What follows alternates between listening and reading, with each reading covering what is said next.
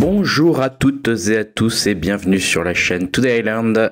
Voilà, je suis aujourd'hui sur un tuto qui va s'éloigner un petit peu du monde de l'informatique, d'Excel, PowerPoint et Word, et on va rejoindre un autre de mes centres d'intérêt, voire même une de mes passions, c'est la photographie. J'ai déjà fait un petit tuto sur la photographie sur les pubs sur Instagram. Aujourd'hui, on va s'intéresser à la composition dans la photo. Donc voilà, le but c'est d'en apprendre un petit peu plus sur la composition en photo avec 10 règles que je vais vous donner, donc voilà, qui vont aborder à la fois certaines de mes photos et des photos que j'ai pu également récolter sur unsplash.com, voilà, qui est une collection gratuite en ligne de très belles photos. De mon côté, moi je fais de la photo depuis un peu plus de 20 ans maintenant, et j'ai eu la chance d'être plusieurs fois exposé et d'avoir quelques-unes de mes photos sélectionnées qui sont parues dans des livres, voilà, qu'on peut trouver ici et là. Donc j'ai une petite expérience de la photo, je reste amateur néanmoins, mais je pense qu'avec le temps, j'ai quand même réussi à comprendre pas mal de petites choses que je voudrais partager aujourd'hui dans ce tuto sur la photo. On se lance tout de suite avec ces fameuses 10 règles. La première règle, elle est toute simple, hein, donc c'est tout simplement quelque chose dont vous avez sûrement déjà entendu parler si vous avez cliqué sur cette vidéo et que vous vous intéressez à la photo, c'est tout simplement la règle des tiers. Alors la règle des tiers, c'est un principe assez élémentaire et qui consiste tout simplement à essayer de, quand on prend une photo ou quand on la recadre après en post-traitement, de tout simplement trouver une sorte de respect dans les lignes de votre photo sur les tiers de la composition de la photo. Donc il suffit tout simplement de diviser la largeur ou la hauteur de votre photo en 3 zones de taille à peu près identiques, soit à la fois en largeur et en hauteur, et aux intersections vous voyez que ça vous donne des points tout simplement qu'on appelle les points de force, hein. Donc ici je vais mettre ça, hop, je vais vous en montrer. Voilà, vous voyez, c'est ici, c'est les croisements que je sélectionne tout simplement, qui sont des points de force. Ces points de force, qu'est-ce que c'est? C'est l'endroit où les yeux vont naturellement se fixer quand on va ouvrir une photo, et où on va dire ça permet d'avoir une construction assez agréable de la photo. Donc c'est pour ça que c'est une règle assez connue, ces fameux points de force. Donc vous voyez sur cette photo assez cool, je vous ai affiché les repères. On voit la photo, on se dit elle est réussie, elle est sympathique, on voit bien les maisons, et en même temps on devine qu'il y a une deuxième scène qui est intéressante également. C'est notamment ici grâce, voilà, vous voyez que l'artiste a bien respecté la règle des tiers.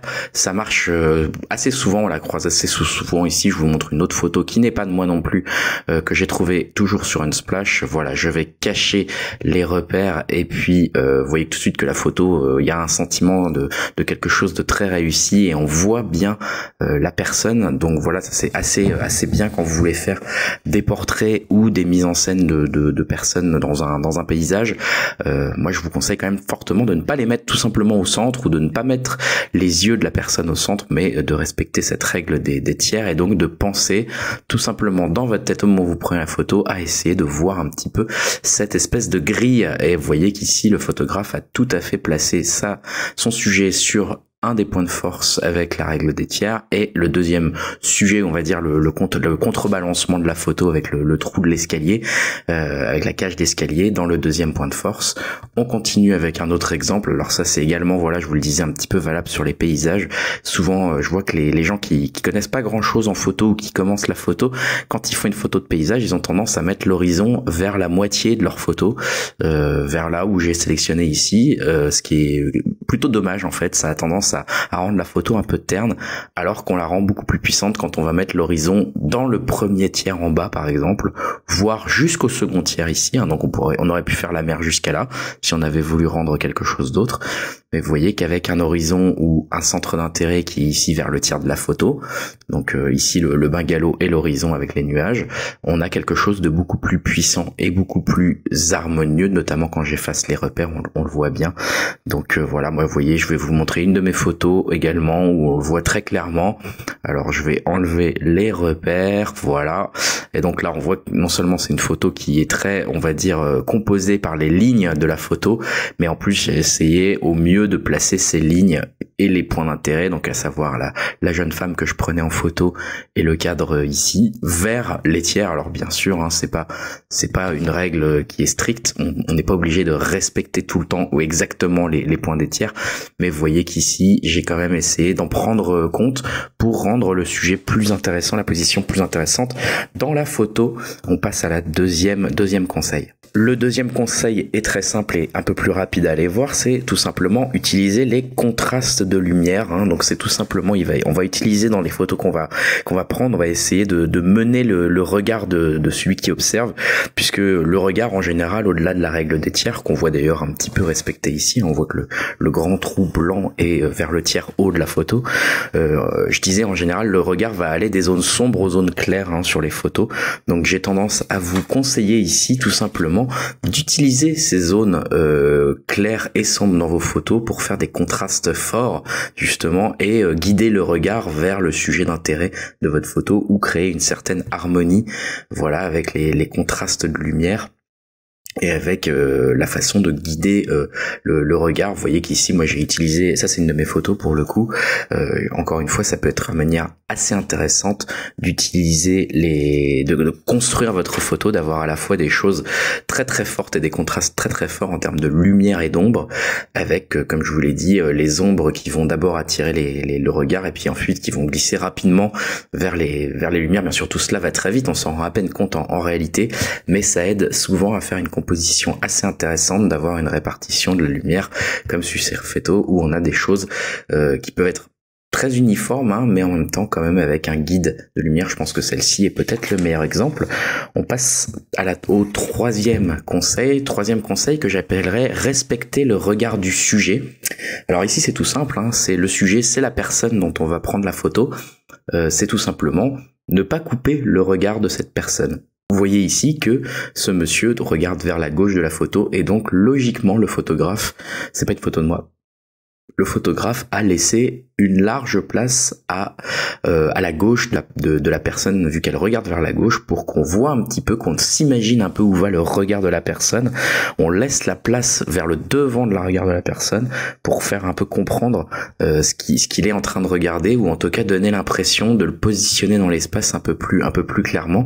Vous voyez, quand on respecte pas cette règle, hein, ce qui peut être un choix volontaire, je le montre avec la photo d'après, où ici cette personne masquée regarde vers la droite et que la photo est coupée vers la droite et qu'il y a donc plus d'espace à gauche qu'à droite, on a une sensation un peu bizarre, un peu déséquilibrée, on est un peu perdu dans l'information. Moi je trouve ça un peu dommage pour cette photo. Je peux vous montrer rapidement avec cette première... oups là, c'est pas ce que je voulais faire, pardon. Je vais vous montrer avec cette première photo, si on avait coupé justement différemment, ça aurait été peut-être un peu dommage, on aurait perdu en information et ça aurait donné quelque chose d'étrange.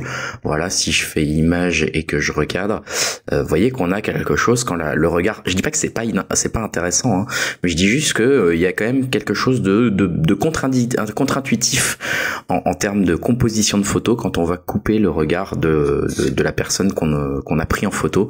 C'est à mon avis un petit peu dommage, et donc le conseil tout simplement ça va être de respecter le regard de la photo, du sujet. Vous voyez ici on a également une photo où on voit bien que la personne regarde ses fleurs, et donc on a une zone assez importante quand même qui est dominée par les plantes. Ce qui permet de mieux comprendre la composition de la photo. Il y a d'autres règles qui interviennent ici, j'en parlerai un petit peu plus tard. On peut également se servir du regard de la photo, même si on ne voit pas la personne qu'elle est de dos. Ça, c'est une photo que j'ai prise. Vous voyez qu'il y a la règle des tiers avec l'océan qui va non pas au milieu de la photo, mais à peu près vers le tiers. Et on a la personne qui est de dos face à nous, hein, qui nous montre son dos. Et en fait, je respecte son regard quelque part en montrant l'horizon, en montrant ce qu'il voit lui, donc à savoir le ciel, ce ciel un peu ténébreux parce que c'est un coucher de soleil. Ça permet peut-être d'avoir une dimension un peu plus projective sur cette photo que je trouve assez intéressante. On va passer à la règle suivante ou au conseil suivant. Le conseil suivant, c'est tout simplement le cadre dans le cadre. C'est une technique assez utilisée par les photographes et qui consiste pour donner un peu une autre point de vue sur votre photo, sur votre paysage, sur ce que vous prenez, sur le portrait de la personne. C'est intéressant, je trouve, beaucoup plus souvent même de faire un cadre dans le cadre, c'est-à-dire de montrer dans votre photo même un cadre qui vient quelque part délimiter votre photo et qui vient donner un élément de contexte intéressant, souvent en termes de composition pour la photo. Ça vient déjà créer du contraste, énormément de contraste ici, et puis ça vient donner une autre information, ça vient presque sublimer en fait la vue ici par exemple de cette fenêtre, devient tout de suite beaucoup plus intéressante quand on comprend que c'est juste à travers une fenêtre qu'elle se passe. Ça permet de renforcer un peu l'impression. Vous voyez ici aussi avec cette photo sur le pont de San Francisco, sur le Golden Gate Bridge, qu'on a vu en photo de nombreuses fois, mais voilà, à travers une espèce de cadre ici naturel avec deux arbres qui viennent un peu limiter la photo et créer un premier plan, tout de suite on a une photo que personnellement je trouve assez intéressante et en tout cas qui va se démarquer du million de photos qu'il existe sur le Golden Gate Bridge. Donc composition assez intéressante ici. Je crois que j'ai encore d'autres exemples. Voilà, ça c'est une photo que j'ai prise à la volée dans la rue, hein, où on a un cadre avec des poteaux. Je trouvais ça intéressant que la personne soit un petit peu finalement justement presque pré-encadrée dans cette photo avec les deux poteaux. On peut aussi utiliser un cadre qui est en arrière-plan, hein, finalement, il n'est pas forcément en premier plan. Alors ici bien sûr il y a aussi un peu de symétrie dont on va parler juste après. Mais vous voyez que le cadre en fait peut également quelque part donner un peu un point de repère dans une clé de lecture dans la photo, mais même si elle est finalement si ce cadre est derrière le sujet qui est le monsieur ici assis sur les marches. On va passer au conseil suivant. Conseil suivant, je vous le disais, c'est la symétrie tout simplement, c'est utiliser la symétrie dans vos photos qui vont, en termes de composition, va donner tout de suite quelque chose de très parlant pour les gens, même ceux qui ne connaissent rien en photo, qui n'ont pas l'habitude d'en voir ou d'aller visiter des expos de photos.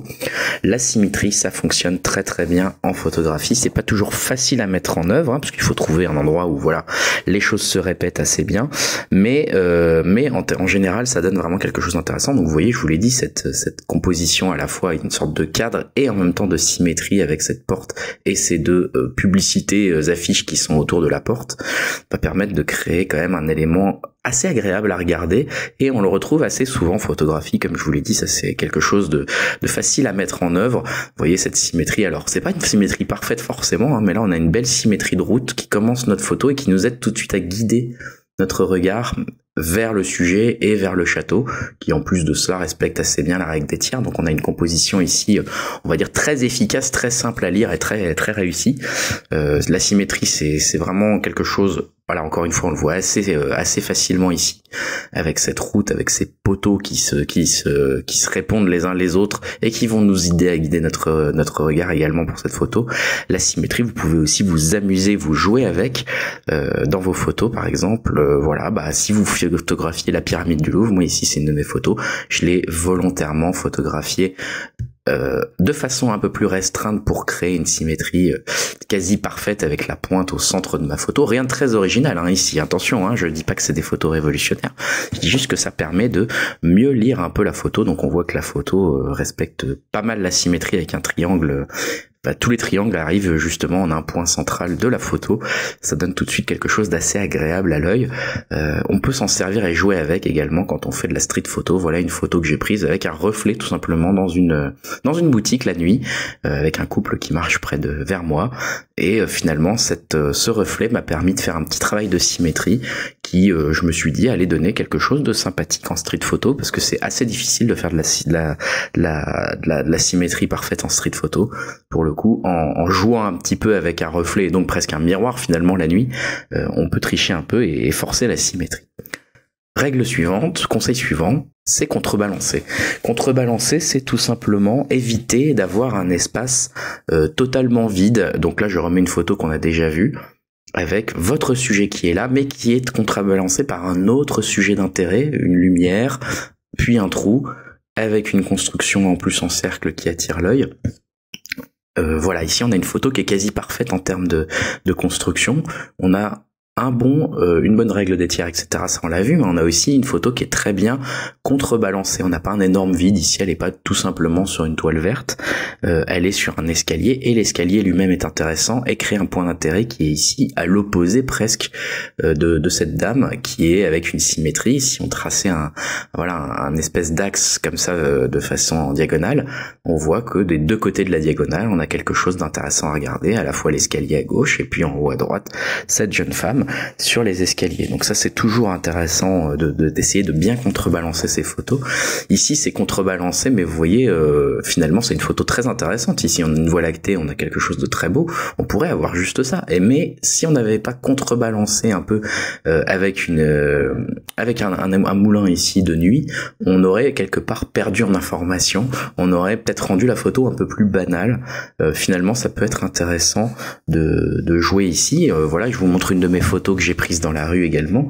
Ici, contrebalancer, ça veut aussi dire, bon, alors c'est pas forcément facile en street photo parce que ça veut dire avoir l'œil un peu partout, mais moi le sujet de cette dame avec son bébé m'intéressait, mais je l'ai suivi discrètement et j'ai pris ma photo quand j'ai attendu d'avoir en fait des jeunes hommes, des jeunes garçons même que j'avais repérés un petit peu avant, qui étaient de l'autre côté de ma photo, pour avoir une sorte de contrebalancement justement avec, on va dire, un premier centre d'intérêt qui est vers la droite, bas droite, et puis un deuxième centre d'intérêt qui est vers le haut gauche, hein, et toujours un peu cette diagonale, qui est bien sûr pas parfaite ici, mais qui permet d'avoir quelque chose un petit peu plus construit et intéressant.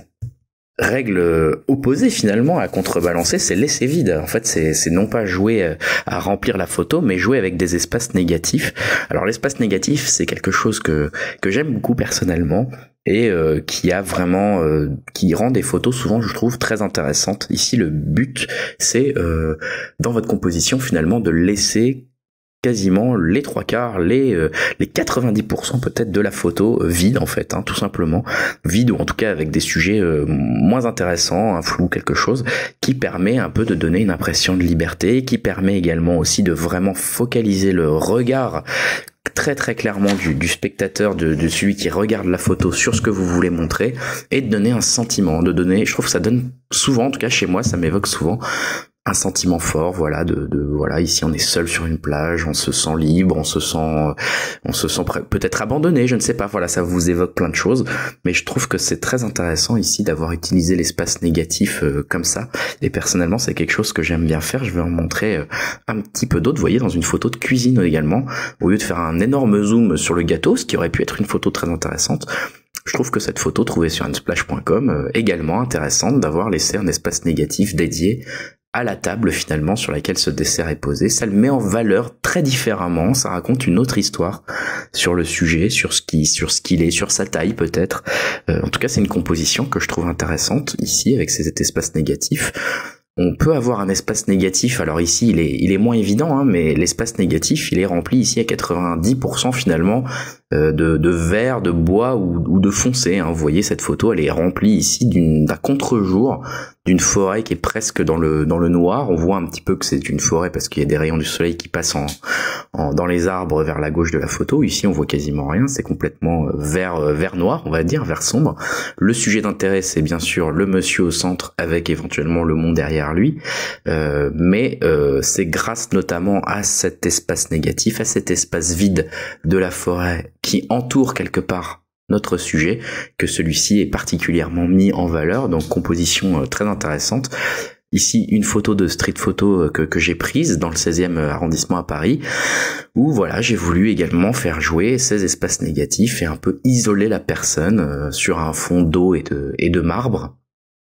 Et voilà, je trouve que ça rend un peu la chose intéressante, ça donne une autre information, peut-être un sentiment de solitude et de perte un petit peu du sujet dans un espace qui est pas forcément inintéressant et que personnellement j'aime bien.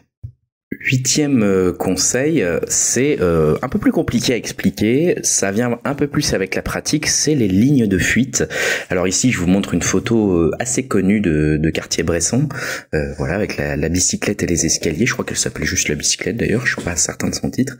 Et les lignes de fuite, c'est essayer de trouver dans votre photo les éléments graphiques qui vont pouvoir, alors ça peut être ici, vous voyez les rampes d'escalier, la façon de la courbure de la rue, cette deuxième rampe d'escalier qui vient un petit peu faire un colimaçon, et en fait ça va être d'essayer de trouver toutes ces lignes qui sont dans votre photo, naturelles ou architecturales, qui vont aider un petit peu à guider les yeux et qui vont lui faire parcourir un chemin et une sorte de logique presque, de parcours d'œil. Donc vous voyez, cette photo elle est clairement construite sur une espèce voilà, d'arrondi un petit peu ici, on retrouve cet escalier, on retrouve l'arrondi dans la rue avec cette bicyclette, et finalement notre œil est guidé à travers cette rampe d'escalier qui se poursuit avec le deuxième rampe et qui se poursuit avec la courbure de la rue vers la bicyclette, vers le sujet qui est central ici, et qui va permettre voilà, d'avoir une construction finalement assez intéressante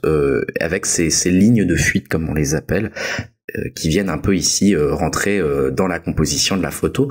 Deuxième exemple, ça peut être bien sûr beaucoup plus évident avec des lignes de fuite qui sont ici même à la fois très symétriques, donc on revient à la règle, enfin au conseil, un des conseils précédents, et qui sont même marquées par terre, vous voyez, on peut se servir des choses autour de nous, je vous l'ai dit. Alors ça peut être les ombres comme en haut, ça peut être les lignes de signalisation comme en bas, ça peut être les lumières comme la droite et la gauche. Vous voyez, on a une photo ici qui est quasiment parfaitement symétrique, voire parfaitement symétrique, et qui est entièrement guidée par les lignes de fuite, avec un regard qui va naturellement suivre finalement, qui va naturellement aller vers le fond de la photographie, parce qu'il y est guidé par tout en fait, par tout ce qui est autour de nous, et toutes les lignes qui construisent la photo finalement appellent à aller jeter son regard vers le centre de la photo.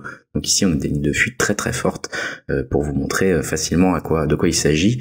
Ici c'est une photo que j'ai prise, on peut aussi, vous voyez ici, trouver des lignes de fuite un peu différentes, donc voilà, un petit peu dans l'esprit peut-être de la première photo qu'on a vue dans ce conseil-là, se servir du rond. Alors ici, personnellement, j'aurais aimé que les sujets soient de face plutôt à cet endroit et que leur visage soit éclairé, mais on n'a pas ce qu'on veut dans la vie. Alors je voulais juste vous montrer, c'est une photo que j'ai pas gardée, je l'ai juste gardée dans mon dossier, on va dire, aurait pu être intéressante presque. Mais voilà, on a fait quelque chose à faire avec cet escalier. Alors j'avais pas toutes les conditions réunies en termes de luminosité pour faire exactement ce que je voulais, mais vous avez compris le principe de exploiter, pourquoi pas, cette courbe qui est super jolie, qui a une lumière intéressante, avec un sujet idéalement qui aurait été là. Bon, finalement, j'ai choisi d'attendre que des gens passent ici, parce que je savais que j'aurais jamais à la fois quelqu'un ici qui me regarderait et qui aurait son visage éclairé, puisqu'il n'y avait pas de lumière derrière moi. Donc voilà, j'ai un peu, on va dire, abandonné mon idée, mais je voulais quand même garder la photo dans un coin pour cette idée de ligne de fuite, pour vous la montrer un peu plus réussie. Voilà une autre photo que j'ai prise où là il y a pas mal de lignes de fuite et plusieurs sujets d'intérêt. On a bien sûr cette personne qui nous intéresse et qui est mise en valeur par les contrastes qu'elle représente, puisqu'elle est très bien éclairée sur un fond noir. Et puis vous voyez qu'on a une deuxième lecture de la photo avec la ligne de fuite à la fois de la vitrine dans laquelle elle est, devant laquelle elle est, de son ombre, et vous voyez, et du trottoir. Donc, et vous voyez que ces trois lignes de fuite nous emmènent vers un regard, vers ce reflet-là finalement, qui vient justement contrebalancer la photo cette première personne ici. Voilà, donc un petit peu pour la construction de la ligne de fuite. Comme je vous l'ai dit, c'est pas forcément quelque chose qui est simple à mettre en œuvre, c'est pas forcément une règle où on va dire voilà, comme la règle des tiers, c'est très simple à retenir et quelque part ça peut marcher avec toutes les photos. Là ça va dépendre beaucoup de votre contexte, ça va dépendre aussi de votre capacité avec le temps de pratique à voir vous-même ces lignes de fuite, à essayer de les déceler, à se dire tiens, il y a plusieurs choses là qui emmènent le regard vers quelque chose. Ça pourrait être intéressant d'attendre qu'il y ait un élément ici par exemple. Enfin voilà, c'est quelque chose qui vient pas mal avec l'expérience, mais déjà le fait de savoir que ces lignes de fuite existent et que ça peut être quelque chose qui vient guider l'œil assez naturellement dans la composition d'une photo, je pense que c'est un conseil qui est intéressant et que je voulais vous donner. On passe au conseil suivant. Avant-dernier conseil, le 9e conseil, c'est tout simplement la répétition de motifs ou de couleurs pour créer une cohérence et ou une disruption. Alors c'est vaste comme conseil. Voilà, ici tout simplement c'est la répétition de motifs et souvent de couleurs qui peut être une idée dans votre photo, si vous y arrivez bien sûr et si vous avez l'occasion, pour créer quelque chose soit d'intéressant, soit de rigolo, en tout cas d'une composition qui va intéresser celui qui va regarder votre photo. Ici bien sûr la répétition des arches est très intéressante et voilà, créer quelque chose de sympathique en termes de composition, plutôt que de prendre une arche en face pleinement en photo, se mettre un petit peu comme ça et montrer la répétition presque jusqu'à l'infini, justement avec une petite ligne de fuite qui nous emmène vers le regard ici et qui est également guidé par les lampes et par la lumière. Voilà, il y a quelque chose d'assez intéressant dans cette répétition de motifs. Ça peut être aussi une répétition de motifs. Ici, vous voyez que c'est une photo que j'ai prise dans le 14e arrondissement avec toutes ces photos, toutes ces fenêtres qui se répètent avec une couleur en plus qui est là à chaque fois, qui crée presque une grille finalement dans laquelle on vient positionner notre sujet et qui permet de donner une autre impression, de donner un peu de contexte et finalement de donner une autre clé de lecture avec toute cette répétition de motifs et qui va guider aussi un petit peu le regard finalement. Répétition de couleurs, je vous l'ai dit ici, j'ai pris cette dame, voilà, je ne sais plus où, mais qui a été de la même couleur que les poteaux qui étaient à côté d'elle, donc je trouvais ça assez rigolo. Et finalement, je trouvais que ça donnait une composition de photos assez intéressante, puisqu'elle était sur un fond globalement très urbain, très gris, tout est gris un peu autour d'elle, sauf ces deux poteaux très orange fluo, et elle-même est orange fluo, orange vif en tout cas. Et du coup, je trouvais que ça créait une composition intéressante, presque rigolote, qui peut faire sourire un petit peu celui qui va regarder, qui est un petit peu dans la disruption, dans quelque chose qui est un petit peu surprenant. Donc voilà ce petit conseil de chercher la répétition de motifs, de couleurs, soit pour créer une cohérence, soit pour créer justement quelque chose qui étonne par rapport au reste, qui est complètement unicolore. Ici également, photo que j'ai prise avec une répétition de motifs évidente, hein, les escaliers qu'on monte pour sortir du métro, ces deux personnes qui en sortent. Bon là j'ai en plus pris la photo de façon volontairement un peu penchée pour rajouter un effet en termes de clé de lecture, mais vous voyez que cette photo elle joue beaucoup justement sur la répétition de ces motifs, voilà, de ces lignes en fait de lumière qui sont les escaliers en fait éclairés par un soleil couchant.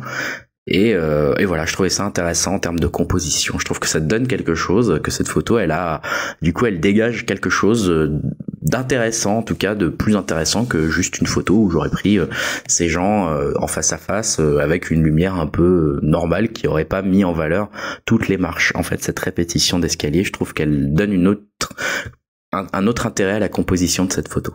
Dernier conseil, c'est un conseil qui est relativement à la fois facile et difficile à mettre en œuvre en termes de composition, c'est tout simplement jouer avec les différents plans.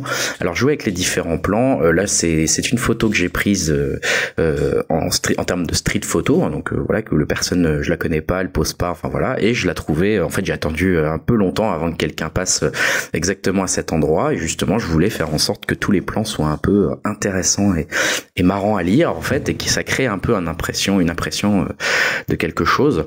Déjà une impression de taille, de gigantisme, hein, avec un immeuble, le pouce énorme et le monsieur. En plus, je voulais que, j'ai attendu que la personne qui passe soit en train de regarder son portable avec son pouce pour que justement ça montre, ça rappelle quelque chose ça fasse un petit sourire avec cet énorme pouce derrière. Je voulais aussi qu'on voit qu'on était juste aux limites de Paris et de la Défense. Bref, il y a plusieurs choses à regarder, il y a plusieurs choses à lire dans cette photo, et c'est ça qui m'intéressait. Et globalement, ça peut être quelque chose qui est intéressant en termes de composition, d'essayer de jouer avec les différents plans de votre photo et qui se répondent les uns les autres. Alors c'est bien sûr pas applicable à toutes les photos, hein. Les photos de portrait souvent c'est pas du tout intéressant d'avoir un arrière-plan très net. Mais voilà, dans la street photo ou dans les photos de paysage, ça peut être peut-être parfois intéressant de volontairement créer de la netteté un petit peu partout et d'essayer de se dire je veux des choses intéressantes sur tous les plans pour que ma composition en soit plus intéressante finalement, et que les différents plans se répondent. Je ne sais plus exactement ce que j'ai mis comme autre exemple. Voilà, ici aussi, hein, avec des gens qui regardent vers le haut, on peut se demander si je les avais pris en serré, juste eux en gros plan ce qu'ils regardent, mais je voulais finalement donner un indice de qu'est-ce qui se passe, qu'est-ce qui est intéressant, qu'est-ce qui est incongru dans cette photo avec ce looping qui est derrière eux, avec ce train qui va passer finalement, qui sont en train de regarder et qui va certainement faire un tour et passer au-dessus d'eux juste après. Ça donne une autre idée de ce qu'est la photo et de ce que fait ce couple ici à regarder la tête en l'air. Et donc voilà, la lecture sur deux plans ici permet un peu de donner un peu de contexte et de coup de la composition, créer une autre photo et une autre clé de lecture. Voilà, j'en ai terminé avec les 10 conseils. Si vous avez appris des choses ou que ça vous a plu, que vous avez trouvé ça intéressant, n'hésitez pas à mettre un petit like, à vous abonner à la chaîne et puis pourquoi pas à mettre un petit commentaire. Voilà, ça fera toujours plaisir. Je ferai bien sûr d'autres tutos à la fois informatique et à la fois photo dans l'avenir de la chaîne, donc n'hésitez pas à vous abonner et à repasser ici de temps en temps. Salut à tous.